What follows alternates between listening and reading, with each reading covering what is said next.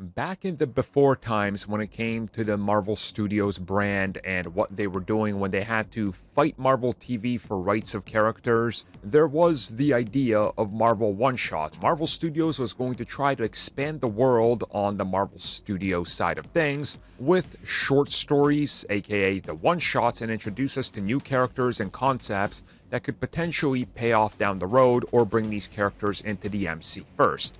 And then after Iron Man 3, those concepts disappeared, but it sounds like they're coming back. So in the Making of the Marvel Cinematic Universe book, they talk a little bit about the concept of the one-shot, and specifically how those ideas got off the ground and what they were meant to do and lead to. Now, quite obviously, we know that very early on, they had specific little pieces of the world that they were trying to build out.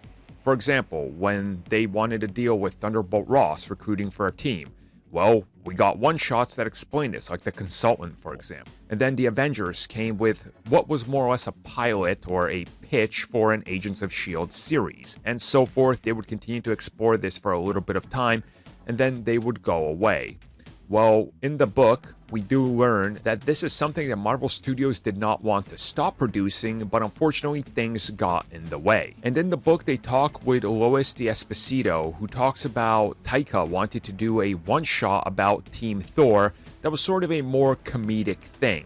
And he talks about having dinner with multiple other actors involved with other projects, and how they talked about doing one-shots and short films based on some of these other characters out there. And he specifically cites Jeff Goldblum as one of these, as the Grand Master. And then the piece ends with them saying that they are working on them, on more one-shots, and that it's something that they want to explore further, and that short films could be a way to introduce us to new concepts, or even bring us into different corners of the world that they don't want to fully commit to just yet, but introduce these characters ahead of showing up in the MCU in their own projects. And I honestly think this is kind of the way going forward. I mean, there's tons of characters out there that I think you can introduce with this concept and not have to dedicate full films to them. I think some X-Men characters or concepts could use this idea specifically because every year we get further away from World War II, the older Magneto has to be.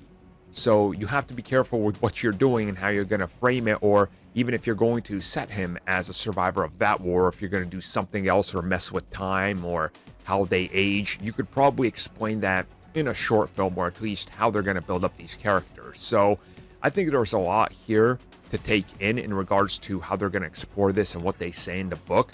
But you definitely get the idea that they've heard fans saying that they want these to come back and that they're exploring better ways to bring more of these to people.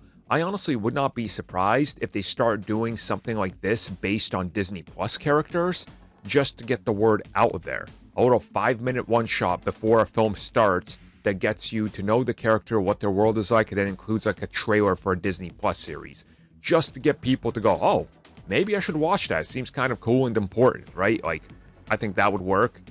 If you were going to bring Nova into the MCU, this is exactly how I would kick that off.